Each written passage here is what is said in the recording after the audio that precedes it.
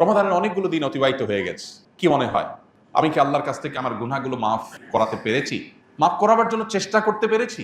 আমি কি 2, 4, 10, 20 মিনিট সময় নিয়ে আল্লাহর কাছে চোখের পানি ফেলে জীবনের তরে সকল অন্যায় অনাচার গুনাহ বর্জন করবার সংকল্প করতে পেরেছি? আমি কি জীবনে সমস্ত পাপাচার থেকে ফিরে আসব সে সিদ্ধান্ত নিতে পেরেছি? অত্যন্ত গুরুত্বপূর্ণ প্রশ্ন। নিজের বিবেকের কাছে প্রশ্ন রাখি। আনন্দের বিষয়, সময় এখনো শেষ হয়ে যায়নি। যদি আমার নিজের ব্যাপারে কোনো অনুযোগ থাকে, অভিযোগ থাকে যে আমি আসলে সেই কাজটি করতে পারিনি, তাহলে আল্লাহ শুকর আদায় করি, সময় এখন শেষ হয়ে যায়নি। সকল প্রশংসা, সকল গুণগান সেই রব্বুল আলামিনের জন্য, যে আল্লাহ সুবহানাহু ওয়া তাআলা আমাদেরকে রমাদান মাসের মতো এরকম গুরুত্বপূর্ণ একটি ইবাদতের মৌসুম দিয়ে সারা বছরের ইবাদতের ঘাটতি, ক্ষতি এবং কমতি এগুলো পুষিয়ে নেওয়ার দারুণ সুযোগ দিয়েছেন। প্রশংসা সেই মহান রবের, যিনি আমাদেরকে এই রমাদান মাসে লাইলাতুল কদর দান করে মাত্র একটি রাত ইবাদতের মাধ্যমে হাজারো মাস ইবাদতের চাইতে বেশি ফজিলত আহরণ করবার সুযোগ দিয়েছেন। রমাদানের এই গুরুত্বপূর্ণ ইবাদতের মৌসুমটিকে আমরা বেশিরভাগ মানুষই যথাযথ ব্যবহার করতে পারি না। এটা হলো সবচেয়ে দুর্ভাগ্যজনক বাস্তবতা। রমাদানের এই মাস শুধু গতানুগতিক কিছু আমল, কিছু আচার এবং কিছু করণীয়, এটার মধ্যে শুধুমাত্র রমজানটা সীমাবদ্ধ না। রমজান মাসের প্রধান আমল যে সিয়াম, এই সিয়ামের আসল বার্তা, এর আসল মর্ম, এর আসল প্রাণ, সিয়ামের দাবি, এ সম্পর্কে আমরা বেশিরভাগ মানুষই আসলে ওয়াকিফাল না। আমরা মনে করি রমজান মাসের সিয়াম বা রোজা এটা শুধুমাত্র উপোস থাকার নাম, অথচ এটা উপোস থাকার নাম না। এর বাইরে এই মাসকে ঘিরে আরও নানাবিধ কর্মসূচি আমাদেরকে কোরআন এবং হাদিস দিয়েছে। সেই কর্মসূচিগুলোকে যদি আমরা আমাদের জীবনে বাস্তবায়ন করতে পারি, তাহলে সেক্ষেত্রে রমাদানের এই সিয়াম সাধনা, এই রোজা রাখা পুরো মাসের ইবাদত সার্থক হবে। আল্লাহ রাব্বুল আলামিন আমাদের সবাইকে সেই তৌফিক দান করুন। মুহতারাম হাজরিন, সিয়ামের এই আয়োজন আমাদেরকে আত্মনিয়ন্ত্রণ শেখাবার জন্য। আল্লাহ রাব্বুল আলামিন বলেছেন, কুতিবা আলাইকুমুস সিয়ামু কামা কুতিবা আলাল লাযীনা মিন ক্বাবলিকুম লাআল্লাকুম তাত্তাকুন। তোমাদের পূর্ববর্তীদের উপর যেভাবে সিয়াম ফরজ করা হয়েছিল, তোমাদের উপর সেভাবে সিয়ামকে ফরজ করা হয়েছে, রোজা ফরজ করা হয়েছে, যেন তোমরা আশা করা যায় তোমরা মুত্তাকি হবে। অর্থাৎ সিয়াম সাধনার মাধ্যমে আমরা মুত্তাকি হয়ে উঠবো, এটাই হলো সিয়ামের লক্ষ্য। কিভাবে মুত্তাকি হয়ে উঠব?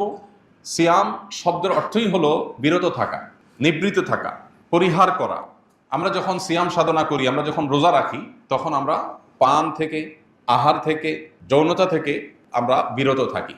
এই যে বিরত থাকার কর্মসূচি, এটা মূলত আত্মনিয়ন্ত্রণের প্রশিক্ষণ।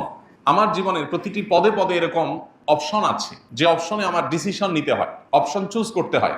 আমি যখন সোশ্যাল মিডিয়াতে স্ক্রল করি, একটা ভিডিও আমার সামনে এসেছে, আমি সেখানে ক্লিক করব কিনা, ভিডিওটা আমি দেখব কি দেখব না, সেখানে কোনো রিয়্যাক্ট আমি করব কি করব না, করলে কোন রিয়্যাক্ট আমি করব, কমেন্ট আমি করব কি করব না, করলে কি কমেন্ট করব, এই সব বিষয়ের ক্ষেত্রে আমাদের ডিসিশন নিতে হয়।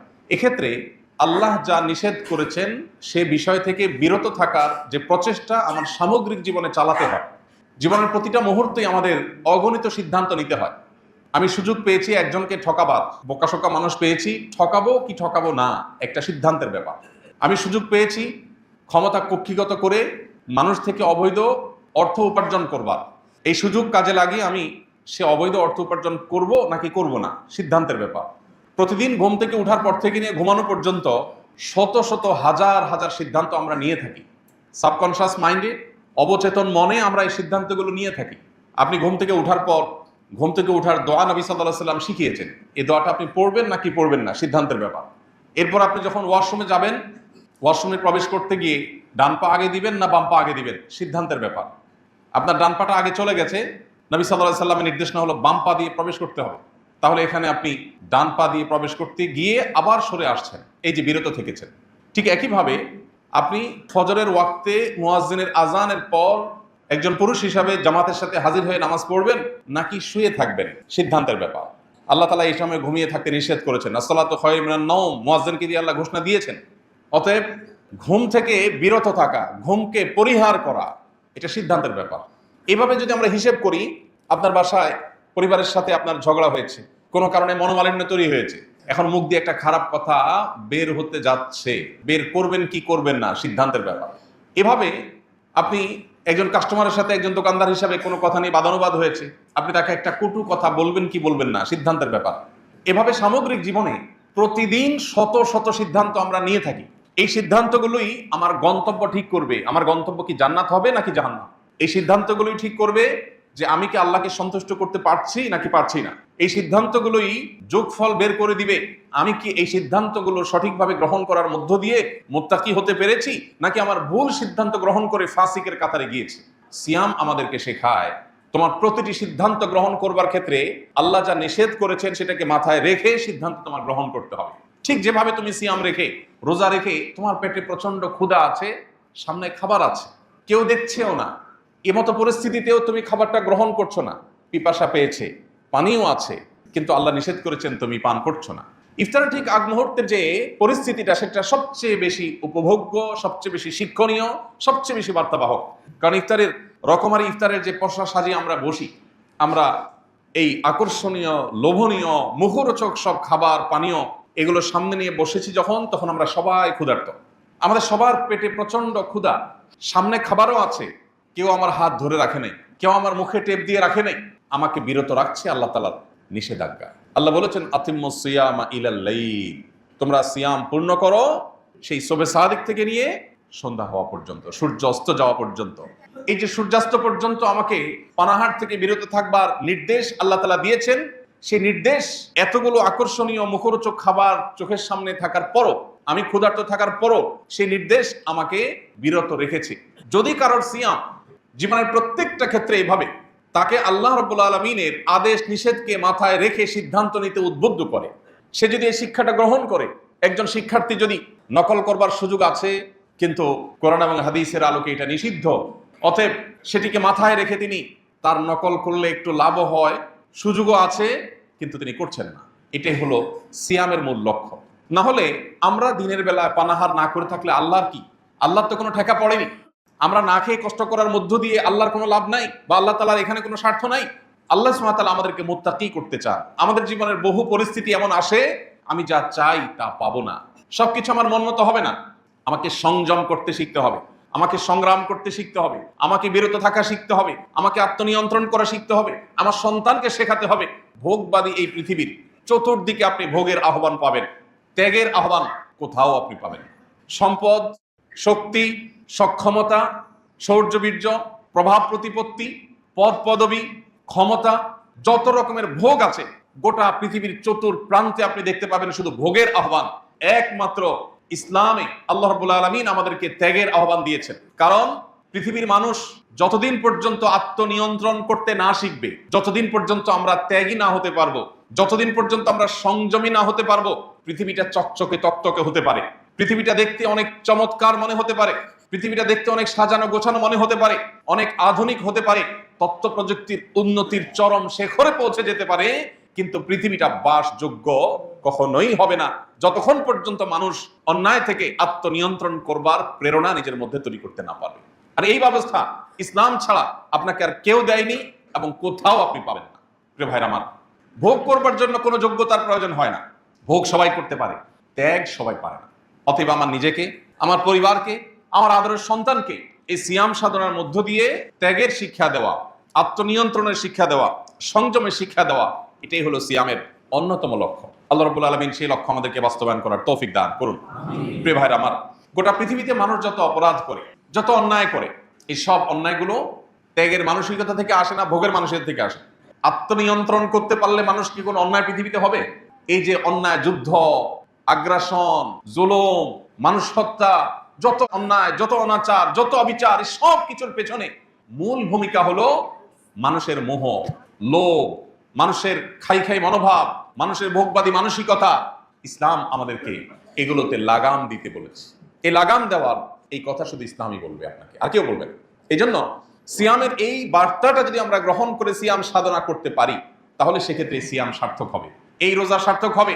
যদি সেটা না হয়, তাহলে সেক্ষেত্রে নবী সাল্লাল্লাহু আলাইহি ওয়াসাল্লামের ভাষ্য মতে এই রোজা নিছকই উপোস থাকা, এই রোজা কোনো অর্থবহ রোজা নয়। নবীজি বলেছেন, রব্বা সাইমিন, বহু রোজাদার আছে, লাইসা লাহু মিন সিয়ামিহি ইল্লাল জু, দুর্ভাগ্যজনকভাবে তার সিয়াম সাধনা করে ক্ষুধার্ত থাকা ছাড়া আর তার ভাগ্যে কিছুই জুটে না। তার আমলনামায় কোনো সওয়াব, কোনো বিনিময়, কোনো পুণ্য, আল্লাহর কাছ থেকে কোনো প্রতিদান, আজর তার জন্য জমা হয় না। প্রিয় ভাইরা আমার, আমরা যদি সেই হতভাগাদের কাতারে শামিল না হতে চাই, আমরা যদি নিজেদেরকে হতভাগাদের কাতার থেকে বের করে আনতে চাই, তাহলে সিয়ামকে অর্থবহ করার জন্য সিয়ামের মাধ্যমে সামগ্রিক জীবনে সকল অন্যায়, সকল অনাচার, সকল নিষিদ্ধ সকল হারাম, সকল পাপাচার থেকে নিজেকে বিরত রাখার এই সংগ্রামে আমাকে জয়ী হতে হবে।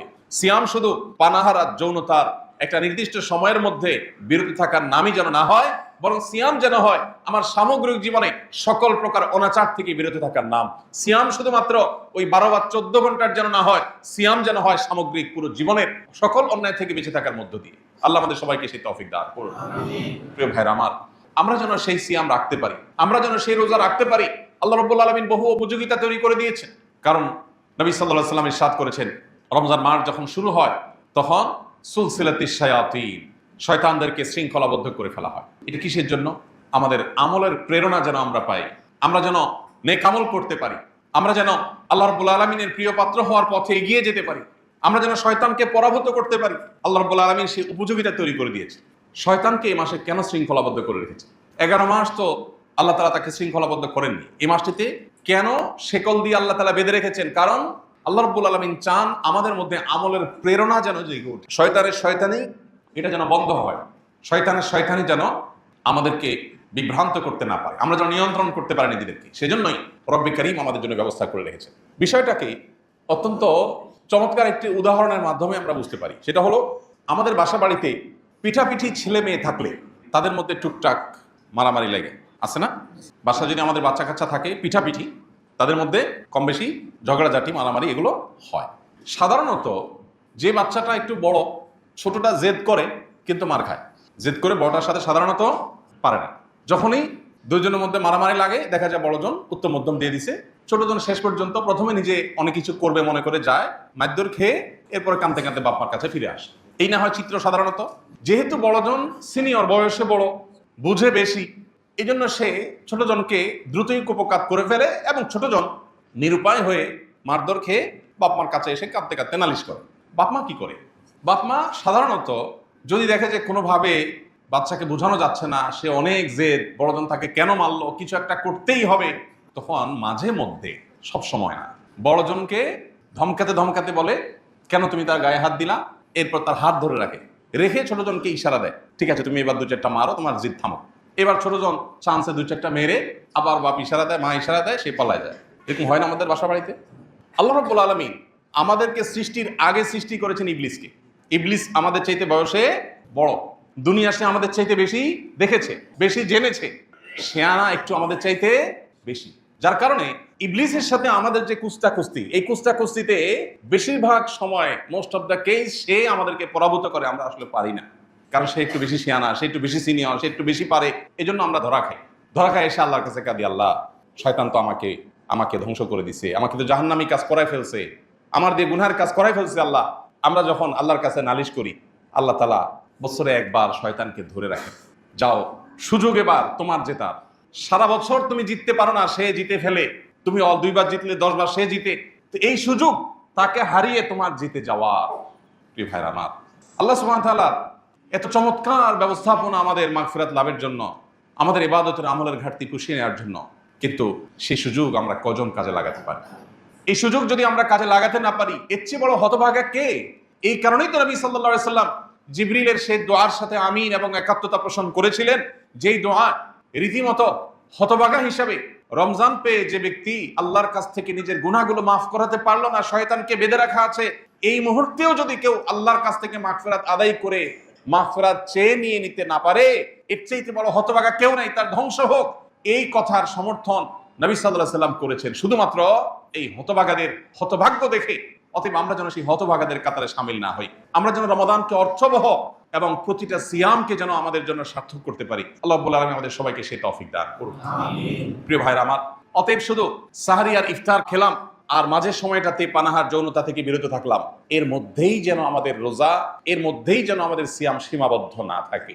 সিয়াম আমাদেরকে কি বলতে চায়, সিয়াম আমাদেরকে কি বার্তা দিতে চায়, রোজা আমাদেরকে কি মেসেজ দিতে চায়, আমরা সেই বার্তাটা গ্রহণ করার চেষ্টা করি।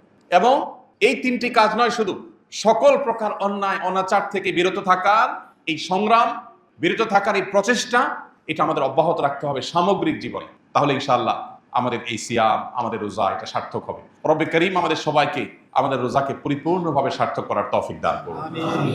এই রোজা যেন আমাদের সমস্ত গুনাহগুলোকে মাফ করে দিয়ে যায়।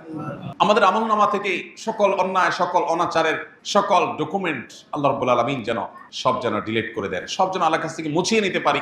আর কিছু না, প্রয়োজন তাওবা, প্রয়োজন সংকল্প, প্রয়োজন নিজের পাপাচারের জন্য আল্লাহর কাছ থেকে চোখের পানি ফেলে ক্ষমা চেয়ে নেওয়া, নতুন করে আর কোনো গুনাহ, কোনো অনাচার করব না, এই মর্মের সংকল্প করা। এ দুটি কাজ খুবই সহজ, কিন্তু একদিকে আমাদের বাহিরের শত্রু শয়তান, অপরদিকে আমাদের ভেতরের শত্রু আমাদের কুপ্রবৃত্তি। এ দুটি শত্রু আমাদেরকে কোনোভাবে তওবা করতে দেয় না। রমাদানের অনেকগুলো দিন অতিবাহিত হয়ে গেছে। কি মনে হয় আমি কি আল্লাহর কাছ থেকে আমার গুনাহগুলো মাফ করাতে পেরেছি? মাফ করাবার জন্য চেষ্টা করতে পেরেছি? আমি কি 2, 4, 10, 20 মিনিট সময় নিয়ে আল্লাহর কাছে চোখের পানি ফেলে জীবনের তরে সকল অন্যায়, অনাচার, গুনাহ বর্জন করবার সংকল্প করতে পেরেছি? আমি কি জীবনে সমস্ত পাপাচার থেকে ফিরে আসব সে সিদ্ধান্ত নিতে পেরেছি? অত্যন্ত গুরুত্বপূর্ণ প্রশ্ন। নিজের বিবেকের কাছে প্রশ্ন রাখি। আনন্দের বিষয়, সময় এখনো শেষ হয়ে যায়নি। যদি আমার নিজের ব্যাপারে কোনো অনুযোগ থাকে, অভিযোগ থাকে যে আমি আসলে সেই কাজটি করতে পারিনি, তাহলে আল্লাহ শুকর আদায় করি, সময় এখনো শেষ হয়ে যায়নি। রমাদানের দিন, রমাদানের রাত, রমাদানের অবসর সময়, রমাদানের কর্মব্যস্ত সময়, প্রতিটা মুহূর্তকে আসুন আল্লাহর স্মরণ দিয়ে পরিপূর্ণ করে রাখি। আমাদের ফোকাস, আমাদের মনোযোগ যে সমস্ত বিষয়গুলো কেড়ে নেয়, সেটা হোক সোশ্যাল মিডিয়ার স্ক্রলিং, হোক আমাদের বন্ধু বান্ধবদের কোনো আড্ডার মজলিস, হোক আমাদের অন্য কোনো কিছু, সেসব বিষয় থেকে আমরা সরে এসে পরিপূর্ণ মনোযোগ আল্লাহর দিকে দিয়ে একটি মাস আমার সমগ্র জীবনকে যেন পরিবর্তন করবার জন্য যথেষ্ট হয়। এখান থেকে যেন সেই রসদ আমি পাই, সেই প্রেরণা আমি পাই, সেই শক্তি আমি পাই, সেই উৎসাহ যেন আমি পাই, সেই উদ্দীপনা যেন আমি পাই, সেই সিদ্ধান্ত যেন আমি গ্রহণ করতে পারি, জাহান্নামমুখী ট্র্যাক থেকে সরে এসে জান্নাতমুখী ট্র্যাকে যেন আমি উঠে যেতে পারি, সেই চেষ্টাটা আমাদের থাকতে হবে। তবে এই রমাদান আমাদের সার্থক হবে। আমি শুধুমাত্র সাহরি, ইফতার, আমি শুধুমাত্র তারাবি আর রোজা, এই 4টে জিনিসের মধ্যে আমার রোজাকে, আমার রমজানকে সীমাবদ্ধ না করে আমার এই রমজানকে আমি বহুমুখী আমল দিয়ে সাজাবো, তওবা দিয়ে আল্লাহর কাছ থেকে ইস্তেগফারের মাধ্যমে নিজের গুনাহগুলোকে মাফ করিয়ে নিয়ে তারপরে আমার রমজানকে আমি সার্থক করব। রব্বে করিম আমাদের সবাইকে সে তৌফিক দান করুন। চেষ্টা করবো তো ইনশাআল্লাহ। প্রিয় ভাইরা আমার, এই সুযোগ আমাদের সামনে আসছে। আমরা শুধুমাত্র গতানুগতিক কিছু কাজ করার মধ্য দিয়ে আমাদের রমজানকে আমরা শেষ করে থাকি। আল্লাহ রাব্বুল আলামিনের কাছে আসুন কায়মনোবাক্যে দোয়া করি, ফরিয়াদ করি, আমরা যেন হতভাগাদের কাতারে শামিল না হই। বহু মানুষ আছে রমাদানে শুধুমাত্র গতানুগতিক কিছু কাজ করে রমজান পার করে দিবে, এই রমজান তার কোনো কাজে আসবে না। আমরা যেন সেই ব্যর্থ মনোরথ মানুষের কাতারে শামিল না হই, আমরা যেন সার্থক হই। সুযোগ এখনো আছে, এখনো বাকি দিনগুলোতে আমরা আল্লাহ তাআলার কাছে নিজের সমস্ত গুনাহের জন্য কায়মনোবাক্যে ক্ষমা চাই, চোখের পানি ফেলি, কিছু সময় একান্ত নিজের করে নিই। সবচেয়ে বুদ্ধিমানের কাজ হবে আপনি রমজানের শেষ 10টা দিন যদি ইতিকাফের সিদ্ধান্ত নিতে পারেন। আর যদি সুযোগ থাকে শেষ 20 দিন ইতিকাফের সিদ্ধান্ত নেন। শয়তান আপনাকে মিথ্যা ভয় দেখাবে, ধোঁকা দেখাবে। শয়তান আপনাকে বলবে তুমি ইতিকাফে বসে গেলে তোমার বাকি সব চলবে কিভাবে, কত কাজ তোমার। আহা, এর চেয়ে বড় মিথ্যা কথা আল্লাহর জমিন আর কিছু নেই। পৃথিবীতে কারোর জন্য কোনো কিচ্ছু থেমে থাকে না, থাকবে না। এক সময় যাকে মনে হতো এর কোনো বিকল্প নাই, তার বহু বিকল্প দেখা গেছে, তার চেয়ে বেটার বিকল্প দেখা গেছে না, যায় না। আপনি মনে করছেন আপনার প্রতিষ্ঠানের জন্য, ব্যবসার জন্য, ফ্যামিলির জন্য আপনি নির্বিকল্প। আপনার মতো হাজার লক্ষ বিকল্প আল্লাহ প্রস্তুত করে দিতে পারেন। আপনি থেকে যা করতে পারবেন, আপনি না থাকাতে তার চাইতে বেশি হতে পারে। এটা আমাদের চোখের সামনে অহরহ অগণিতবার হচ্ছে, আমরা দেখতে পাচ্ছি। কিন্তু মানুষ বড়ই অকৃতজ্ঞ। আল্লাহ তাআলা বলেছেন এই জন্য যে ইন্নাল ইনসানা লাকাফুর, মানুষ বড়ই অকৃতজ্ঞ। মানুষ চোখের সামনে দেখে, জানে, শুনে, বুঝে, কিন্তু সে নিজের মধ্যে সেটাকে ধারণ করে না, গ্রহণ করে না। চোখের সামনে আমরা দেখেছি বহু সন্তানের বাপ আছে, কিন্তু সন্তানের ভাগ্যে ভাত জোটেনি বা অমানুষ হয়ে গেছে। আবার বহু সন্তানের বাপ নাই, মারা গেছেন, কিন্তু সে সন্তান মানুষের মতো মানুষ হয়েছে। আছে না নজির? বহু ব্যবসা মালিক একেবারে চোখের সামনে থেকে টেক কেয়ার করে নিজে হাতে যত্ন করে গড়ে তোলার চেষ্টা করেছেন, কিন্তু দেউলিয়া হয়ে গেছেন, টিকেতে পারেন নাই। আছে না? আবার বহু মালিক অত টেক কেয়ার করেন নাই, কিন্তু ব্যবসা আল্লাহ তাআলা দিন দিন বরকত দিয়ে অনেক দূর নিয়ে গেছেন। আছে না? ইমানদার বিশ্বাস করে আমার হাতে কিছু নাই, আমার হাতে শুধু চেষ্টা করার সক্ষমতা আছে। আল্লাহ আমাকে শুধু চেষ্টা করার সক্ষমতা দিয়েছেন। আমি যদি আল্লাহর অনুগত বান্দা থেকে আল্লাহর প্রিয় বান্দা হয়ে চেষ্টা করি, আমার চেষ্টা হতে পারে অল্প, ফসল আসবে অনেক বেশি। আর আল্লাহর অনুগত না হয়ে যদি আমি চেষ্টা করি, তাহলে সেক্ষেত্রে বাহ্যিক দৃষ্টিকোণ থেকে খোলা চোখে মনে হতে পারে অনেক কিছু অর্জন করেছি, আসলে ভেতরে ফাঁপা এবং ভেতরে কিছু থাকবে না, অন্তঃসার শূন্য। সে অর্জন কোনো মানে বহন করবে না। এই জন্য রমজানের শেষ 10টা দিন ইতিকাফের জন্য সিদ্ধান্ত গ্রহণ করি। মনোযোগ দিয়ে 10টা দিন, সারা বছরের 355 দিন আপনি ব্যবসা বাণিজ্য, পরিবার পরিজন, বহু বন্ধু বান্ধব, সোসাইটি সার্কেল, সবাইকে সময় দিয়েছেন। 10টা দিন আপনার নিজেকে সময় দেন। মসজিদে চলে আসেন, সম্ভব হলে নেট কানেকশন ডিসকানেক্ট করে ফেলেন এবং একান্ত প্রয়োজনের জন্য মোবাইলটা সাথে রাখেন, হাই হ্যালো কথা, প্রয়োজনীয় কথা সারার জন্য। 10টা দিন মসজিদের পরিবেশে এসে আল্লাহর সাথে একটু কানেক্টেড হওয়ার চেষ্টা করেন। আমাদের মনোযোগগুলোকে নানান দিকে ডাইভার্ট করার জন্য হাজার হাজার আয়োজন শয়তান এবং তার অনুসারীরা আজ করে দিয়েছে। মনোযোগ থাকে না। 10 মিনিট দোয়া তো দূরের কথা, 2 মিনিট দোয়া করলে 5টা কথা মনে আসে, 5 দিকে মন চলে যায়। আপনার কাছে কেউ যদি ভিক্ষা চায়, আর ভিক্ষা চাচ্ছে, এর মধ্যে সে আরেকজনের সাথে দুষ্টামি করছে, আরেক দিকে তাকায় আছে, অন্য কোনো কাজ করছে। আপনারা বললো ভাই ভিক্ষা দেন, এটা বলে মোবাইলটা বাইর করে সে মনে করেন মোবাইল টিপতেছে। আজকাল তো সবার কাছে, গরিবের কাছে, ফকিরের কাছে কি আছে? মোবাইল আছে। আপনারা বললো ভাই একটু ভিক্ষা দেন ভাই, এরপর বলে সে একটা মোবাইল স্ক্রল করতেছে। কি বলেন? আপনি কি তাকে ভিক্ষা দিতে মন চাইবে? মন চাইবে? মেজাজটা খারাপ হবে না? আপনি একটা সৃষ্টি মানুষ, আপনার কাছে যখন চাওয়ার সময় সে অন্যমনস্ক হয়েছে, এটা যদি আপনার মনের কষ্টের কারণ হয়, তাহলে আহকামুল হাকিমিন আল্লাহ রাব্বুল আলামিনের দরবারে যখন আপনি দোয়া করছেন, যখন আপনি সেজদা দিচ্ছেন, যখন আপনি নামাজ পড়ছেন, ওই সময় আপনার মনে 30টা কথা মনে আসছে, আপনি অন্য জগতে বিচরণ করছেন, আপনি অন্য জগতে প্রবেশ করে গেছেন। একদিকে বলতেছেন সুবহান রাব্বিয়াল আলা, অপরদিকে আপনার মনে আছে অন্য জিনিস। একদিকে বলছেন আল্লাহ আপনি আমাকে মাফ করে দেন, আপনার মনে আসছে অন্য বিষয়। তাহলে কিভাবে আপনি আশা করেন রব্বে কারীমের কাছ থেকে এই ভাঙাচোরা, এই ত্রুটিপূর্ণ, শতদা বিভক্ত, বহুদিকে মনোযোগ চলে যাওয়া এই দোয়া দিয়ে আল্লাহর কাছ থেকে আপনি মাগফিরাত পাবেন? আল্লাহ আরহামুর রাহিম, তিনি চাইলে এই ত্রুটিপূর্ণ দোয়া দিয়েও মাগফিরাত দিতে পারেন। তিনি চাইলে কেউ চাওয়া ছাড়াও তাকে মাফ করে দিতে পারেন, সেটা ভিন্ন বিষয়। কিন্তু দোয়ার তো একটা আদব আছে, দোয়ার তো একটা শিষ্টাচার আছে। এই যে মনোযোগ, এই মনোযোগ আজ সোনার হরিণ হয়ে গেছে। মনে রাখবেন, শত শত হাজার হাজার লক্ষ লক্ষ কোটি টাকা আল্লাহর রাস্তায় দান করা, এটা আজকাল এত কঠিন বিষয় না। যত কঠিন বিষয় আল্লাহ রাব্বুল আলামিনকে পরিপূর্ণ মনোযোগের সাথে একটু স্মরণ করা। মাত্র 2 রাকাত নামাজ পড়ার চ্যালেঞ্জ দেন, যে 2 রাকাত নামাজ পড়বো, একটি বারের জন্য আল্লাহ ছাড়া, আখিরাত ছাড়া অন্য কোনো কিছু মাথায় আসবে না। চ্যালেঞ্জ গ্রহণ করেন, দেখেন পারেন কিনা। Not easy. 10-20 লাখ 50 লাখ টাকা দিয়ে দিতে পারে, কার কাছে পয়সা আছে। গরিব যার কাছে, তার কাছে যা আছে সবই দিয়ে দিতে পারে। মনে সে উৎসাহ আসছে, জোশ আসছে, দিয়ে দিছে। এটা যতটা সহজ, পরিপূর্ণ মনোযোগের সাথে আল্লাহর ইবাদত এত সহজ না। মনে রাখবেন, শয়তান যে জিনিসটাকে যত কঠিন করে ফেলে, বুঝতে হবে ওই জিনিসটা তত ইম্পর্টেন্ট, তত গুরুত্বপূর্ণ। আমাদের ইবাদতের মনোযোগ নিয়ে ফেলছে। রমজানের শেষ 10টা দিন যদি আমরা ইতিকাফে বসার নিয়ত করতে পারি, অন্য সমস্ত মনোযোগ বিনষ্টকারী বিষয়গুলোর সাথে সম্পর্ক কাট করে, ছিন্ন করে যদি আমি বসার চেষ্টা করতে পারি, অন্তত ইবাদতে, আল্লাহর স্মরণে, দোয়ায় মনোনিবেশ করার, মনোযোগ দেওয়ার, ফোকাস ধরে রাখার এই প্রচেষ্টায় আমি ফিরতে পারি। আমি অন্তত এই 10টা দিন ট্রেনিং করতে পারি, যেটা আমার পরবর্তী জীবনে, রমজান পরবর্তী সময়ের জন্য হয়তো ফলপ্রসূ হবে। চেষ্টা করা যাবে তো ইনশাআল্লাহ?